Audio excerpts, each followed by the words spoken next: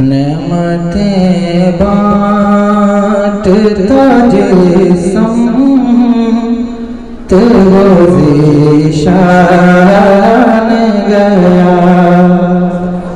نعمتیں بانٹتا جسم تو ذیشان گیا، نعمتیں بانٹتا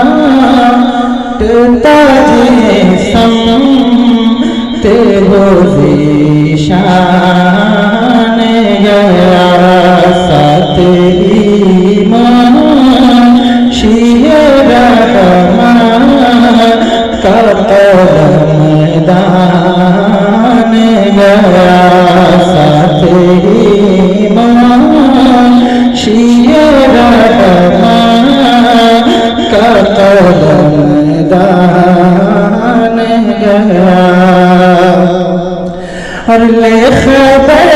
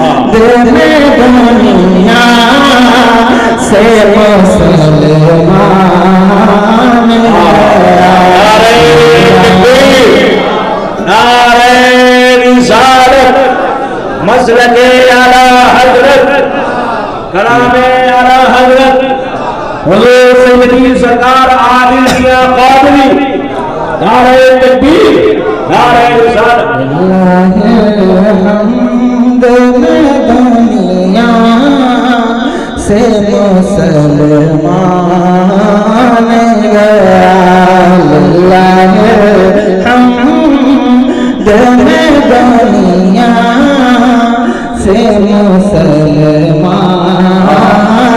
گیا، اور جانا دے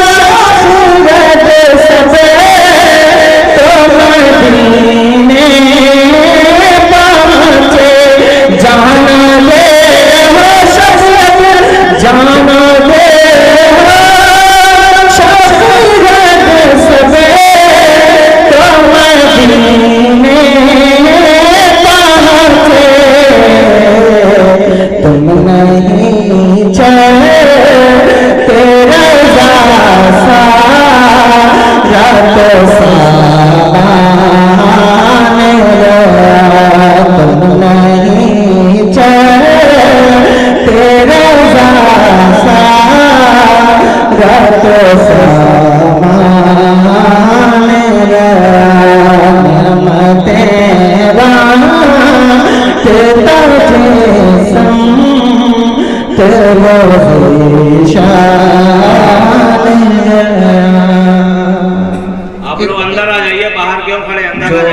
ایک فرمائش اور ہے، میں پورا تو نہیں پڑھ سکتا لیکن چند شعر میں حکم کی تعمیل میں پیش کرنا ملاحظہ فرمائے.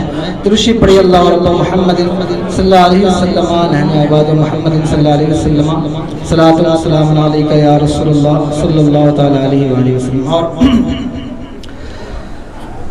آپ میرے ساتھ پڑھیں گے، میں ورفعنا اللہ کا ذکر پڑھوں گا، آپ بھی میرے ساتھ پڑھیے گا، ٹھیک ہے؟ ورفعنا لك ذكرك ورفعنا لك ذكرك ورفعنا لك ذكرك ورفعنا لك ذكرك ورفعنا لك ذكرك ورفعنا لك ذكرك.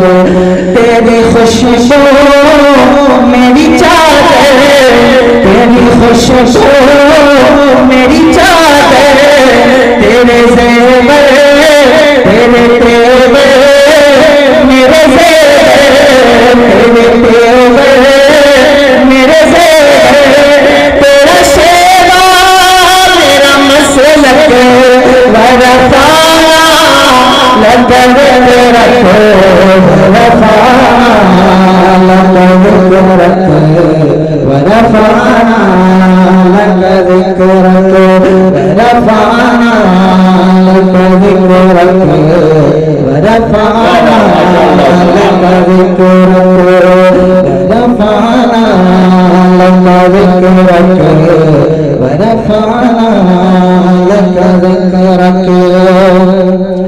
اور میری منزل تیری آہٹ، میرا سدرا تیری چوکھٹ، میری منزل تیری آہٹ، میرا سدرا تیری چوکھٹ، تیری گاگر میرا ساگر، تیری گاگر میرا ساگر، تیرا سدرا میرا پنکھٹ، میں ازل سے تیرا پیاسا، میں ازل سے تیرا پیاسا، نہ ہو خالی میرا کاسا، نہ ہو خالی میرا کاسا، تیرے باری تیرا بالک ورفعنا لك ذكرك ورفعنا لك ذكرك ورفعنا لك ذكرك ورفعنا لك ذكرك ورفعنا لك ذكرك ورفعنا لك ذكرك ورفعنا لك ذكرك ورفعنا لك ذكرك ورفعنا لك ذكرك. مظفر شاہ وارسی کا کلام ہے اور ہو سکتا ہے آپ کو جلدی سمجھ میں آئے، لیکن جتنے لوگوں کو سمجھ میں آ رہا ہے وہ کم سے کم ضرور اس پر دل سے سبحان اللہ کہنے کی زحمت گوارا کریں. میں ہوں قطرہ تو سمندر، میں ہوں قطرہ تو سمندر، میری دنیا تیرے اندر، میں ہوں قطرہ تو سمندر، میری دنیا تیرے اندر، سکے داتا میرا ناتا، نہ ولی ہوں نہ قلندر، تیرے سائے میں کھڑے ہیں میرے جیسے تو بڑے ہیں، تیرے سائے میں کھڑے ہیں میرے جیسے تو بڑے ہیں، کوئی تجھ سا نہیں بے شک، ورفعنا لك ذكرك ورفعنا لك ذكرك ورفعنا لك ذكرك ورفعنا لك ذكرك ورفعنا لك ذكرك. آخری شعر پیش کر رہا ہوں، ملاحظہ فرمائیں.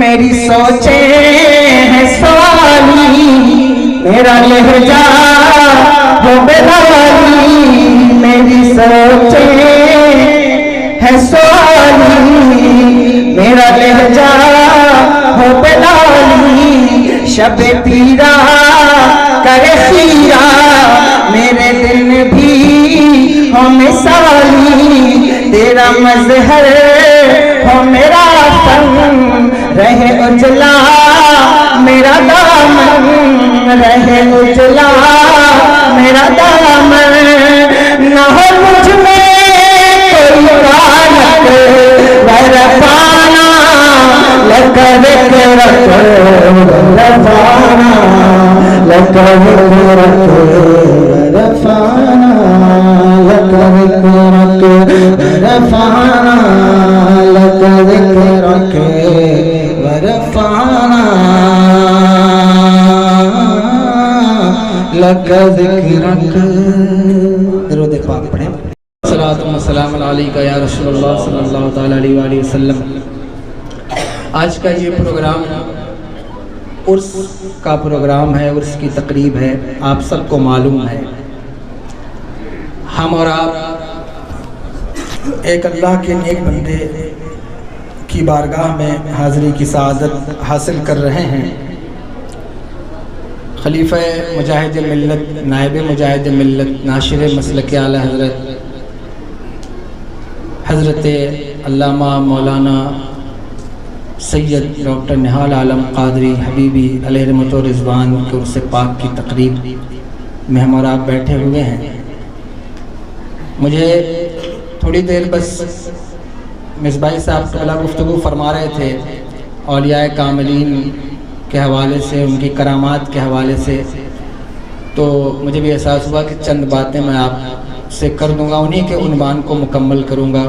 آپ وقت کم تھا اس لیے حضرت جلدی بیٹھ گئے، اور یہ میرے لیے زیبا نہیں ہے کہ میں جو ہے وہ ان کے عنوان پر گفتگو کروں، لیکن چونکہ ان کے پاس وقت کم تھا میں اس عنوان کو تھوڑی دیر آگے بڑھا دوں گا. دیکھیں،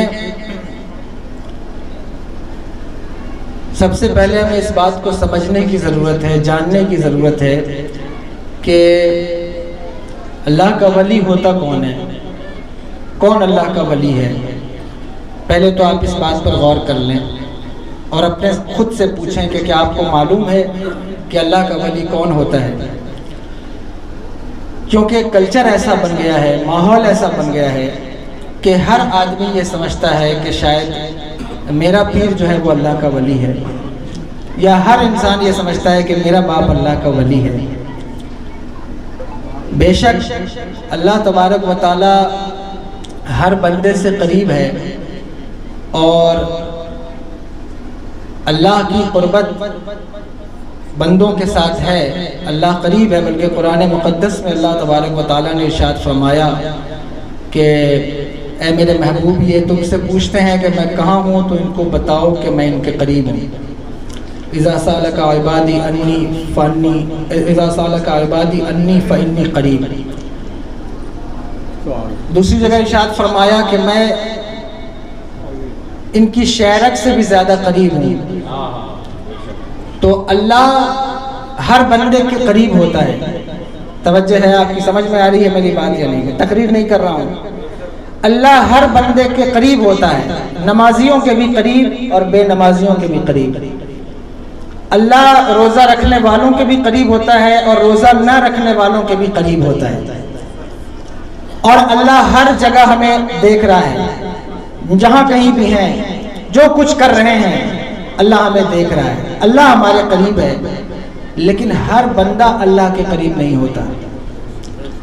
اللہ سب کے قریب ہے، لیکن ہر بندہ اللہ کے قریب نہیں ہے. بہت توجہ سنیے گا. اور جو لوگ نعت پاک کے بعد ادھر ادھر کرنے لگتے ہیں ان کے اوپر مجھے بہت غصہ آتا ہے کہ نعت پاک میں کھڑے رہتے ہیں لیکن تقریر کے وقت وہ ادھر ادھر ہو جاتے ہیں. بہت توجہ سے سنیے. اللہ ہر بندے کے قریب ہے، لیکن ہر بندہ اللہ کے قریب نہیں ہے. اللہ کا قرب حاصل کرنے کے لیے جو کوشش کرتا ہے، محنت کرتا ہے، اور پھر اللہ اس کو اپنا قرب عطا فرما دے، وہ اللہ کا ولی ہوتا ہے. سمجھ رہے ہیں آپ؟ جس کو اللہ کا قرب نصیب ہو جائے وہ اللہ کا ولی ہوتا ہے. جس کو اللہ کی قربت حاصل ہو جائے وہ اللہ کا ولی ہو جاتا ہے. اب اللہ کی قربت حاصل کیسے کی جائے گی؟ کیسے حاصل کی جائے گی؟ کیسے اس کا قرب حاصل کیا جائے گا؟ آپ نے کبھی اس بات پر غور کیا ہے؟ آپ نے کبھی اس بات پر سوچا ہے، توجہ دی ہے کہ اللہ کا قرب کیسے حاصل ہوگا؟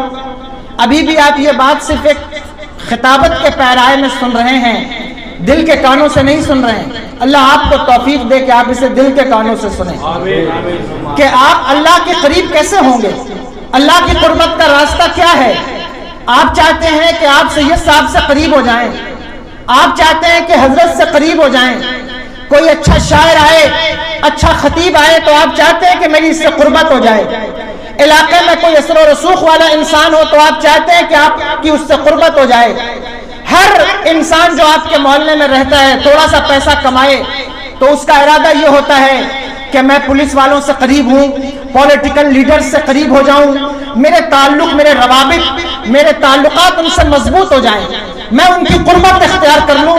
تاکہ کیوں اختیار کر لوں؟ اس لیے اختیار کر لوں تاکہ کسی مصیبت کے وقت مجھے ادھر ادھر بھاگنا نہ پڑے، کسی پریشانی کے وقت مجھے ادھر ادھر کرنا نہ پڑے، تو میں ان کی قربت حاصل کر لوں۔ اور لوگ اس وجہ سے نہ جانے کس کی قربت حاصل کرتے رہتے ہیں، نہ جانے کہاں کہاں قربتوں کے لیے دوڑتے رہتے ہیں، اور یہ نہیں دیکھتے کہ وہ اچھا ہے یا برا ہے، شرابی ہے یا جواری ہے، بس دل میں ایک ارادہ ہے کہ اس کی قربت حاصل ہو جائے گی تو مصیبت کے وقت ہم اس چیز سے بچ جائیں گے، پریشانی کے وقت اس چیز سے بچ جائیں گے۔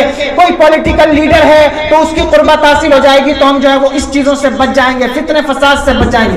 اور اس سلسلے میں لوگ یہاں تک آگے بڑھ جاتے ہیں کہ مسجدوں کے صدروں کو بھی ایسا بنا دیتے ہیں، جو سب سے بڑا دنگائی ہو، سب سے بڑا فسادی ہو، سب سے بڑا جواری ہو، اس کو مسجد کا صدر بنا دیتے ہیں۔ کیوں؟ کیونکہ یہ بڑا اثر و رسوخ والا ہے، کوئی پریشانی آئے گی تو یہ ہم سے قریب رہے گا اور پھر مسئلے جو ہے وہ حل ہو جائیں گے۔ لوگ طرح طرح کی قربتوں کا خیال کرتے ہیں اور کوشش کرتے ہیں کہ قربت حاصل ہو جائے، لیکن مجھے بتائیے کیا آپ نے کبھی سوچا ہے کہ ہمیں اللہ کی قربت حاصل ہو جائے؟ کیا آپ نے کبھی سوچا ہے کہ ہم اللہ کے قریب ہو جائیں؟ کیا آپ نے کبھی ایک سجدہ اس نیت کے ساتھ کیا ہے کہ اے میرے مالک میں تیری قربت چاہتا ہوں؟ کیا آپ نے کبھی ایک روزہ اس نیت کے ساتھ رکھا ہے کہ اے میرے مالک میں تیری قربت چاہتا ہوں؟ کیا آپ نے کبھی ایک روپیہ کسی کو خیرات اس لیے دی ہے کہ یہ ایک روپیہ مجھے اللہ کے قریب کر دے گا؟ کیا آپ نے کبھی یہ سوچا ہے کہ اللہ کی قربت کا راستہ کیا ہو سکتا ہے؟ اللہ کی قربت حاصل کرنے کے لیے پہلے مصطفیٰ کی قربت حاصل کرنی ہوگی، اللہ کا قرب حاصل کرنے کے لیے پہلے حضور کی قربت حاصل کرنی ہوگی، اور اللہ کی عزت کی قسم جسے حضور کی قربت حاصل ہو گئی، جسے مصطفیٰ جان رحمت کا قرب حاصل ہو گیا، اس کو دنیا کا خطرہ نہیں رہتا۔ میرے امام کہتے ہیں غمزدوں کو رضا مستدیجے کے ہے بے کسوں کا سہارا، بے کسوں کا سہارا ہمارا نبی جس کو حضور کی قربت، لیکن ہم ان قربتوں کی طرف نہیں جاتے، ہمیں قربتوں کا خیال نہیں ہے کہ کیسے ہمیں یہ قربت حاصل ہو جائے۔ جلسے میں آئے، عرس میں آئے، بس اس لیے آئے کہ چلو سید صاحب مجھے دیکھ لیں گے، میرے پرانے تعلقات ہیں، مجھے اپنی صورت دکھانی ہے، دیکھ کر کے واپس ہو جاؤں گا، دکھا کر کے واپس ہو جاؤں گا۔ اس لیے عرس میں مت آیا کرو، میری رضا کے لیے عرس میں مت آؤ، میرے بھائیوں کی رضا کے لیے عرس میں مت آؤ۔ عرس میں آنا اس لیے ہے تاکہ ان بزرگان دین کی مزارات پر برستی ہوئی جھماجھم رحمتوں کی بارشوں کی بوندیں وہ تمہارے دلوں پر بھی گر جائیں اور تمہیں بھی وہ شوق پیدا ہو جائے جو شوق اللہ نے ان کے دلوں میں ڈال رکھا تھا، جو شوق اللہ نے ان کے دلوں میں ڈالا تھا۔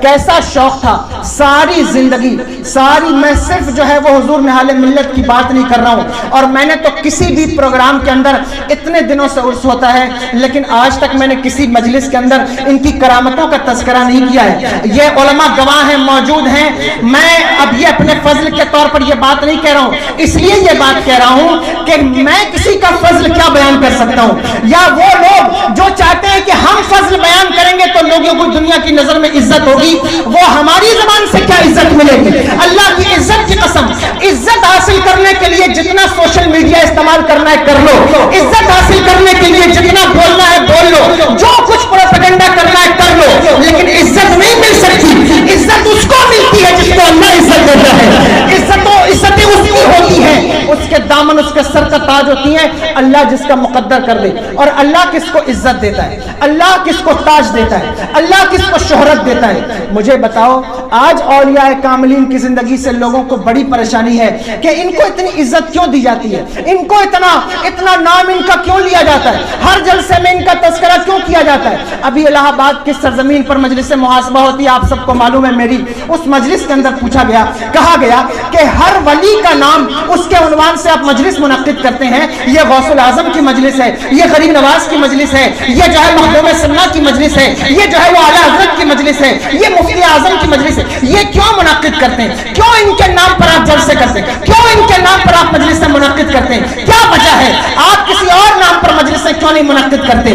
میں کہتا ہوں میں نہیں منعقد کرتا یا ہم نہیں منعقد کرتے، اللہ جس کو چاہتا ہے اس کا چرچا کراتا ہے، اللہ جس کا چرچا چاہتا ہے دنیا اس کا چرچا کرتی ہے۔ ہم کون ہوتے ہیں چرچا کرنے والے؟ ہم کیا چرچا کریں گے؟ ہم کون ہوتے ہیں عزت دینے والے؟ عزت دینے والا وہ، شہرت دینے والا وہ، حکومت دینے والا وہ، حکومت بھی وہی دیتا ہے۔ یہی تو وجہ ہے آج جب غریب نواز کا چرچا ہوتا ہے لوگ کہتے ہیں کیوں چرچا ہو رہا ہے؟ کیوں چرچا ہو رہا ہے؟ چرچا اس لیے ہو رہا ہے کہ ہم چرچا نہیں کرتے بلکہ اللہ نے ان کا چرچا کرنے کی عادت ہمارے سینوں میں ڈال دی ہے۔ اب ہم چاہ کر کے بھی، اگر ہم چاہیں بھی کہ ان کا چرچا نہ کیا جائے تو ان کا چرچا ختم نہیں ہو سکتا۔ اسی طرح ولیوں کا چرچا، انبیاء کا چرچا اور پھر امام الانبیاء کا چرچا، یہ ہمارے بس کی بات نہیں ہے۔ اللہ کی عزت کی قسم یہ چرچے تو اللہ ہی کراتا ہے۔ اسی لیے تو میرے امام کہتے ہیں مٹ گئے مٹتے ہیں، مٹ جائیں گے آدھا تیرے، نہ مٹا ہے نہ مٹے گا کبھی چرچا تیرا، یہ اللہ کی طرف سے ہے۔ ان مجلسوں میں آنے کا مقصد یہ ہے کہ ہمارے اوپر بھی وہ فیوز و برکات کی بارش جو ان کی مزارات پر ہو رہی ہے وہ ہمارے قلوب پر بھی ہو جائے۔ اب سنیے، یہ بہت خاص بات ہے، میں چھوڑ رہا ہوں اپنی گفتگو کو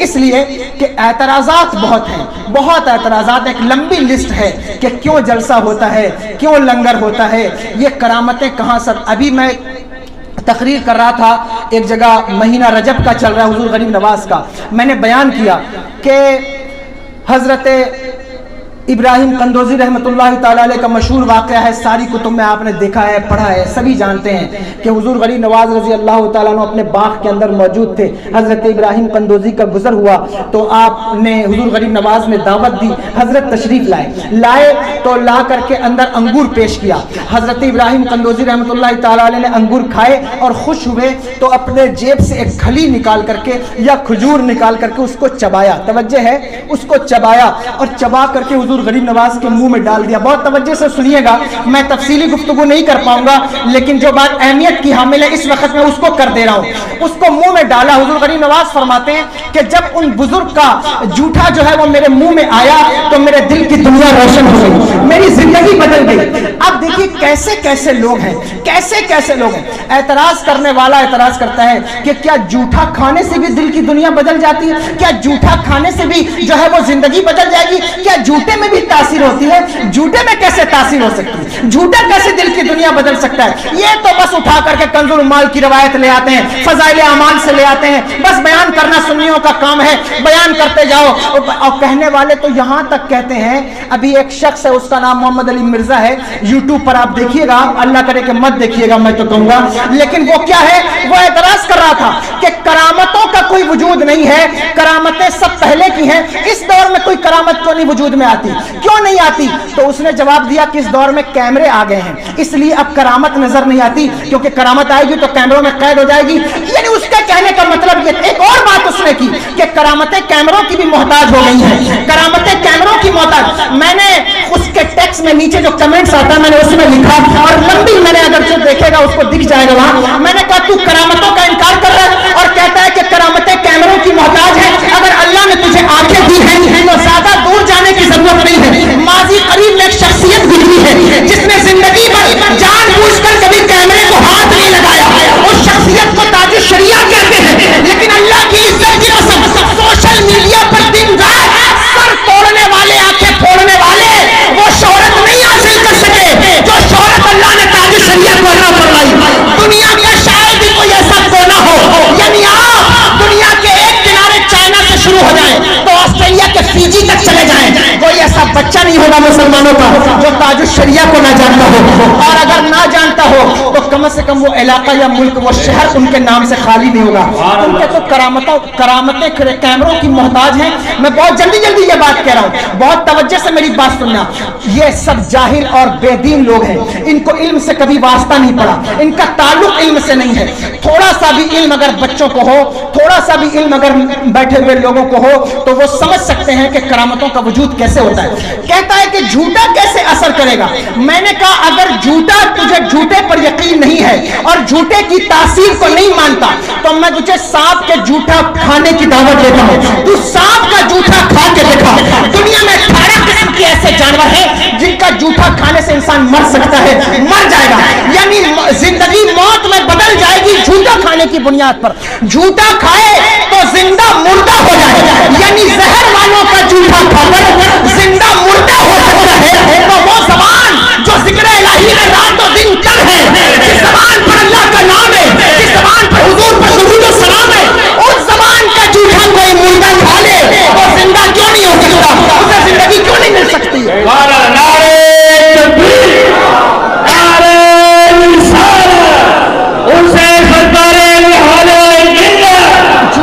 झूठे की हुजूर ने इरशाद फरमाया सौरुल आदमी ये ताहिरुन वलौ काना काफिरुन, इंसान का झूठा पाक है काफिर ही क्यों ना हो। लेकिन मैं अभी चलो झूठे पर बहस नहीं करता। ये करामतों का इनकार करते हैं, करामतों का इनकार करते हैं। करामत कैसे हो सकती है, करामत कैसे वजूद में आती है। थोड़ा बहुत भी, और लोगों ने एक ये हवा बनाया हुआ है कि पढ़े लिखे लोग करामतों का इकरार नहीं करते, ये जाहिल लोग हैं जो करामतों को तस्लीम कर ले। मैं कहता हूं नहीं, असल में जाहिल वो हैं जो करामतों का इनकार करें। अगर इल्म से थोड़ा सा भी ताल्लुक हो तो इस सोशल मीडिया के दौर में, इस साइंस और टेक्नोलॉजी के दौर में आप करामतों का इनकार नहीं कर सकते, आप करामतों से मुंह नहीं मोड़ सकते। दुनिया में कितने जानवर ऐसे हैं, कितने जानवर ऐसे हैं जिनकी देखने की ताकत हमसे कहीं ज्यादा है। हम जमीन पर रह करके मरीख को नहीं सकते, लेकिन जमीन पर एक ऐसा हिरन है जो जमीन से मरीख को देखता है चांद की रोशनी में। आप मुझे बताइए कि क्या यानी अल्लाह ने उसकी आंख में यह तासीर रखी है, उसकी आंख में यह नूर रखा है। अब मैं इस पर बात करूं तो लंबी बहस चलेगी,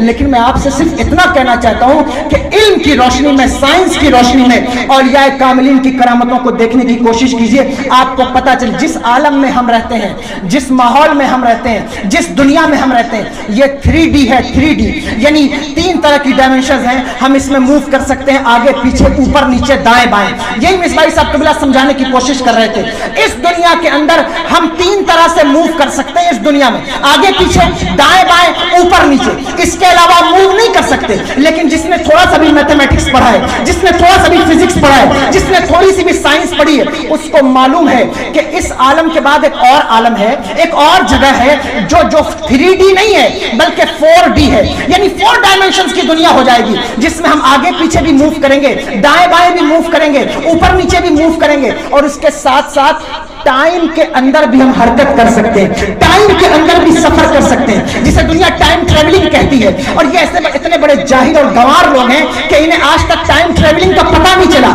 ईसाई और क्रिश्चियन अपनी किताबें पढ़ के टाइम ट्रेवलिंग पर मूवीज बना चुके, लेकिन अभी तक ये इसी जहालत में फंसे हैं कि अल्लाह का वली 1 मिनट में कैसे यहां से वहां जा सकता है, अल्लाह का वली कैसे 1 मिनट में जो है वो 70 मुरीदों के घर में हाजिर हो सकता है। मैं कहता हूं इसी जमीन के ऊपर एक और जिसको जिन्नात कहा जाता है, उस जिन्नात के बारे में कुरान कहता है, और ये उसूल है कुरान का नहीं बल्कि ये जो है मुसल्लमा उसूल है। क्या उसूल है? नारी यतशक्कलु बिअशकाल मुख्तलिफा, यानी जिसमें नारी जो है वो मुख्तलिफ अशकाल में ढल सकता है। जिन्नातों को ये पावर मिला हुआ है कि जो शक्ल चाहे इख्तियार कर ले, जहां चाहे जाए, जहां से चाहे आए। जब जिन्नातों को इतना पावर है तो जिन्नातों के भी गौसुल आज़म के पावर का अंदाजा कौन लगा सकता है? करामतों का इनकार करने से पहले साइंस को पढ़ना बहुत जरूरी है। मैं तफसीली गुफ्तगू नहीं कर सकूंगा, मैंने ये, मेरा मौजू भी ये नहीं था आमतौर पर, लेकिन हजरत ने गुफ्तगू शुरू की तो मैंने इसको वाजे कर दिया कि आप साइंस की रोशनी में करामतों को देखेंगे तो कभी करामतों का इनकार नहीं कर सकेंगे। बात खत्म कर रहा हूं कि अल्लाह का कुर्ब हासिल करने के लिए जरूरी है कि इन औलिया के नक्शे कदम पर चला जाए। आखिरी बात, इन औलिया के नक्शे कदम पर चला जाए, इनके नक्शे कदम पर चला जाए। हुजूर गरीब नवाज फरमाते हैं अल्लाह की कुर्बत के रास्तों में से जो सबसे अहम راستہ ہے وہ مومنوں کے دل سے ہو کے گزرتا ہے، مومنوں کے دل سے ہو کے گزرتا ہے. یعنی اس وقت تک کوئی اللہ کا قرب حاصل نہیں کر سکتا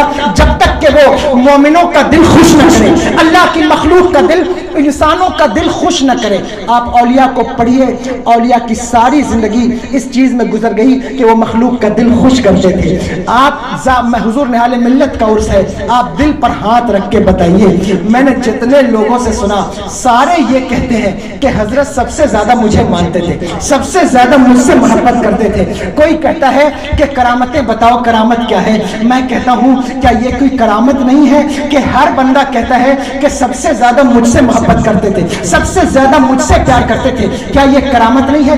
آج بھائی نہیں کہتا، بھائی نہیں کہتا کہ میرا بھائی مجھ سے محبت کرتا ہے، آج ماں نہیں کہتی کہ میرا بیٹا مجھ سے محبت کرتا ہے، بیوی نہیں کہتی کہ میرا شوہر مجھ سے محبت کرتا ہے، لیکن اپنے تو اپنے پرائے بھی کہتے ہیں کہ شخصیت مجھ سے محبت ضرور کرتی تھی، پیار ضرور کرتی تھی، کچھ ہو نہ ہو لیکن شخصیت میں پیار بہت تھا، محبت بہت تھی. اور ان کی محبت کی چھتر چھایا میں جتنے لوگوں نے پرورش پائی ہے، خدا کی قسم آپ ان سے پوچھیں ساری زندگی حضور نہال ملت کی میں نے تو بہت کم دیکھی، لیکن جتنی دیکھی، جتنا پڑھا اور جتنا ان بزرگوں سے سنا وہ یہی سنا کہ ساری زندگی وہ لوگوں کا دل خوش کرتے رہے. کسی نے بلایا کہ حضرت فاتح کے لیے آنا ہے، کبھی انکار نہیں کیا. کسی نے کہا حضرت پروگرام کے لیے آنا ہے، کبھی انکار نہیں کیا. کسی نے کہا حضرت بیٹی کی شادی میں آنا ہے، کبھی انکار نہیں کیا. ساری زندگی لوگوں کا دل خوش کرتے رہے. اور جو اللہ کے بندوں کا دل خوش ہوتا ہے، اللہ کی عزت کی قسم اللہ اسے بھی خوش کرتا ہے اور اللہ اس سے بھی خوش ہو جاتا ہے. تو اگر قرب الہی چاہتے ہو تو ان اولیاء کی زندگی کو فالو کیجئے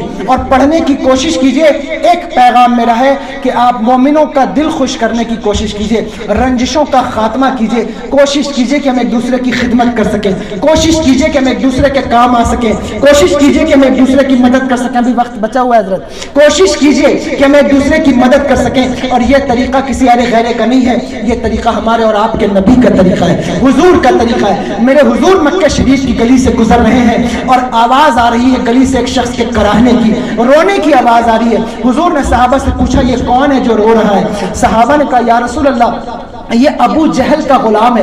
یا رسول اللہ صلی اللہ علیہ وسلم یہ ابو جہل کا غلام ہے، بوڑھا ہو گیا ہے، بیمار ہو گیا ہے، ابو جہل نے اسے چھوڑ دیا ہے، اس کی خبر نہیں لیتا، اس کی فکر نہیں کرتا. حضور نے کہا وہ کیوں؟ کہا کیونکہ یہ بوڑھا ہو گیا، اب کسی کام کا نہیں رہ گیا، تو ابو جہل نے اسے چھوڑ دیا ہے. حضور نے کہا اچھا آؤ ہم چلتے ہیں، آؤ ہم اس کی عیادت کرتے ہیں. میرے آقا تشریف لے گئے اور تشریف لا کر کے اس غلام کے سر پہ ہاتھ رکھ دیا. وہ کرا رہا تھا کہ سب نے میری جوانی کا فائدہ اٹھایا لیکن میری بیماری میں کوئی مجھے پوچھنے نہیں آیا، سب نے میری طاقت کا فائدہ اٹھایا لیکن میری مجبوری میں کوئی مجھے پوچھنے نہیں آیا.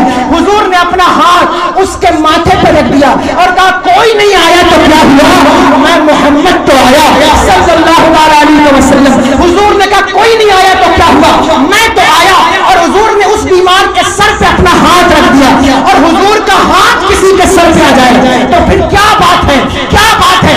دل درد سے بسمل کی طرح لوٹ رہا ہو، سینے پہ تسلی میں میرا ہاتھ کھڑا ہو، ہر وقت اجل سر تیرے قدموں پہ جھکا ہو، جتنی ہو قضا ایک ہی سجدے میں ادا ہو. آتا ہے غریبوں پہ انہیں پیار کچھ ایسا، خود بھیگ دے اور خود کہے منگتے کا بھلا ہو. حضور نے ہاتھ رکھ دیا اور کہا میں تو آیا، میں تو آیا. اب آپ مجھے بتائیے، غور کیجئے، غلام ابو جہل کا ہے لیکن حضور بڑھ کر عیادت کر رہے ہیں، حضور بڑھ کر ایمانداری کر رہے ہیں. آپ اپنی زندگی کا محاسبہ کریں اور غور کریں کہ ان اولیاء سے وابستگی کا دم بھرنے والوں تم نے ان اولیاء کی زندگی کو کتنا فالو کیا ہے. ان اولیاء کا نام لینے والوں تم نے اپنے دل سے قدورت کتنی نکالی ہے. نماز کا تمہیں وقت نہیں ہے، روزوں کا تمہارے پاس وقت نہیں ہے، زکات پر تم کو جو ہے وہ ترس آتا ہے اور زکات سے تم کو ڈر لگتا ہے. کم سے کم دل تو صاف کر لیا ہوگا، کم سے کم دل کی قبیلت تو نکال سکتے ہو، کم سے کم دل کے بغض و حسد کو نکال سکتے ہو. ان اولیاء کی بارگاہ میں آ کر ایک ہی ارادہ کرو کہ اے میرے مالک میرا دل صاف کر دے، میرا دل پاکیزہ کر دے. اگر تمہارا دل صاف ہو گیا خدا کی قسم،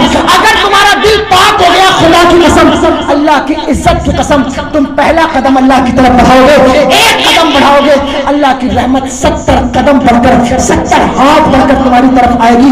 एक कदम बढ़ाकर देखो, आसान फॉर्मूला है, अपने दिलों को हसद और बग़्ज़ से पाक कर लो, मोमिनों के दिलों को खुश करने की आदत बना लो। अगर ये आपने कर लिया तो आप समझ लीजिए कि आपका ताल्लुक इन वलियों से लगा हुआ है। और अगर वलियों से जुड़ने के बाद भी आप बग़्ज़ और हसद के शिकार हैं, दूसरों को नीचा दिखाने में आपको मजा आता है, दूसरों की इज्जत उतारने में आपको मजा आता है, तो फिर आपका ताल्लुक इन बुजुर्गों से कुछ भी नहीं है। हमारे बुजुर्गों का मामला तो यह था कि वो अल्लाह तबारक व तआला की सिफत सत्तारी का मजहर होते थे कि वो जब उनके पास कोई आता था तो वो उसके अयूब को उजागर नहीं करते थे, बल्कि जिंदगी तो जिंदगी, मरने के बाद भी अल्लाह के वलियों का तरीका यह था कि मेरे इमाम ने अकीदा दिया, मिजाज दिया कि मुजरिम को न शर्माओ, अहबाब कफन ढक दो, मुंह देख के क्या होगा, पर्दे में भलाई है।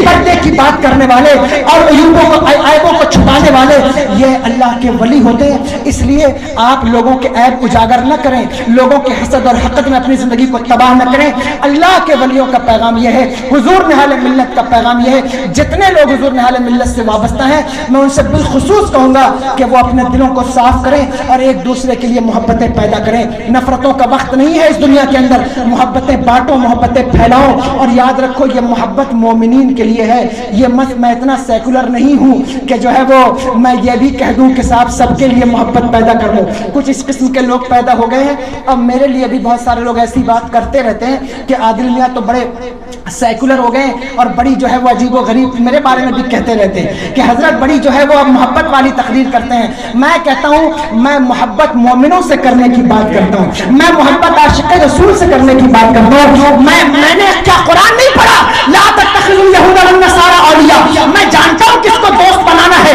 और किसको नहीं बनाना है। क्या मैंने इमाम अहले सुन्नत का शेर नहीं पढ़ा कि हुजूर क्या फरमाया, इमाम अहले सुन्नत ने क्या फरमाया, दुश्मन अहमद पे शिद्दत कीजिए, मुल्हिदों की क्या मुरव्वत कीजिए, गैज़ में जल जाए बेदीनों के दिल, या रसूल अल्लाह की कसरत कीजिए और जो है वो कीजिए चर्चा उन्हीं का सुबह शाम, कीजिए चर्चा उन्हीं का सुबह शाम, जाने काफिर पर कयामत कीजिए। तो मैं ये जानता हूँ, मैं ऐसी बात नहीं कहता कि आप सबसे मोहब्बत करें, वो और लोग हैं जो इतने सेकुलर हो गए कि वो सबसे मोहब्बत का पैगाम देते हैं। लेकिन अल्लाह की इज्जत की कसम ये बात आप यहाँ से नोट करके जाए, चाहे मैं हूँ या मेरा कोई भी भाई हो, चाहे वो सैयद वासिल मियाँ हो या सैयद कामिल मियाँ हो, अल्लाह की इज्जत की कसम मुझे ये बात इस बात पर यकीन है और अल्लाह से मैं दुआ करता हूँ कि अल्लाह ये अकीदा सलामत रहे, ये अकीदा सलामत रहे और हम इसी अकीदे पर कायम रहे। हमारा अकीदा तो ये, मैं वो सुन्नी हूँ जमीले, कादरी मरने के बाद मेरा लाशा भी पड़ेगा,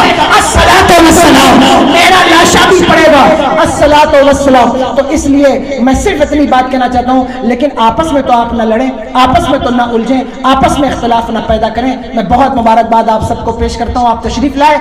इसके बाद सैयद साहब किबला